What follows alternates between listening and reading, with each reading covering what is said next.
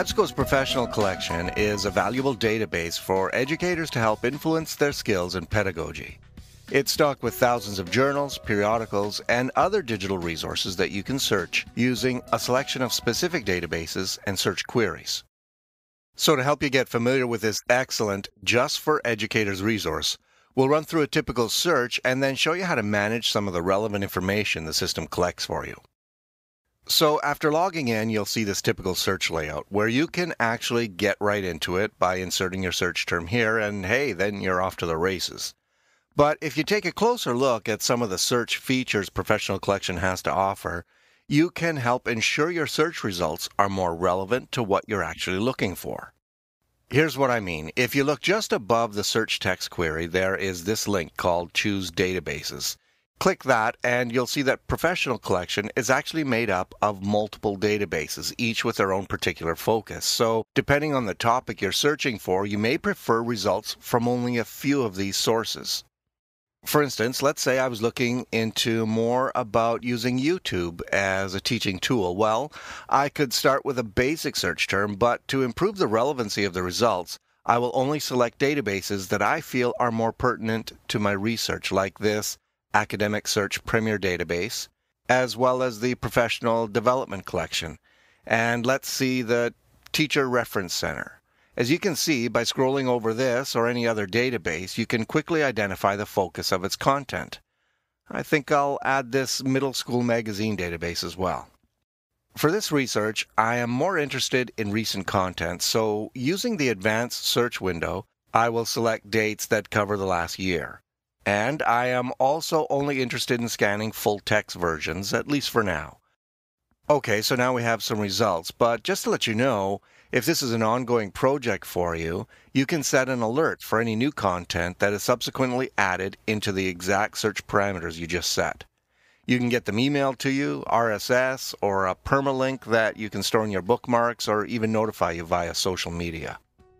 Here's an article that looks interesting. I'm going to save this article using one of these handy tools over here that allow me to bookmark to social media, add notes, export to Word, save to disk, even email to myself or a colleague. But right now, I just want to do more searching, so I will just put it in my folder to do something with it later when I'm ready. Now, this result looks interesting too, but is only available in PDF format. That's no problem. Any computer can read a PDF document. You just have to open it up. This looks like a detailed white paper report, and I know I'm going to want to read through this entire article, so I can save it on my hard drive, or again, just use any of the handy clipping features here. For now, it's going in the folder as well. You can see that my folder shows it has now been updated.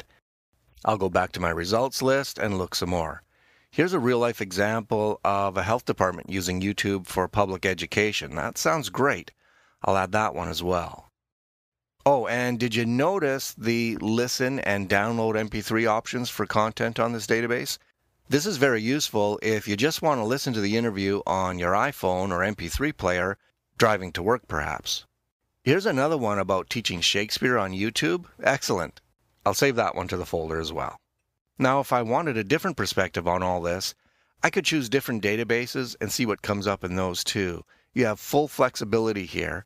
And each of the databases sources thousands of journals, books, newspapers, and even things like television transcripts from major networks. Because of the huge amount of content in the Professional Collection, you're just going to find other results that you may want to use for other projects at another time. When you see something like that and you want to make a note of them, that's exactly what you can do. Use the note feature. So with this one, I will do that here and give it a title and a message to myself. And then these notes can be retrieved in your folder anytime, and then saved, printed, even emailed to yourself or perhaps a colleague that may be interested in this title. This is a great feature because no matter what you're researching, you're just going to find some really juicy nuggets that you can use on other projects. But the note feature can help you stay on track in your current task and have you not worry about losing an important link that you find. Once you're in the middle of a search results list, you can always make a variety of on-the-fly parameter adjustments, such as deleting or selecting specific file types, or perhaps adjusting the time frame of your search. Okay, so now I think I have all of my articles and resources, but I want to write about this topic later at home. So you know what? I'm just going to email the entire folder to myself. When I feel like working on this later, I'll just log into my email, open up the message, and here you can see the links, articles, and look, even the PDF was sent as an attachment.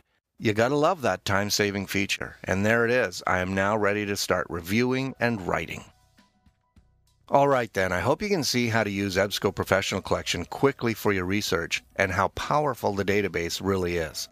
An excellent way to get more familiar with EBSCO Professional Collection is to just start searching using different parameters and databases for a variety of topics that come up in your schedule.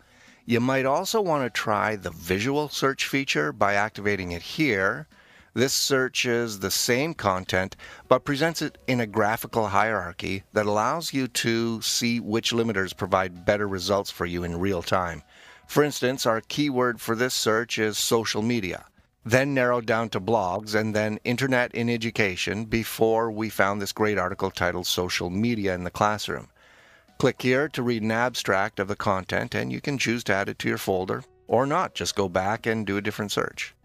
Okay, there you have some of the major features, but don't forget there is always this search description here and a handy help section covering all of the features of the database up here.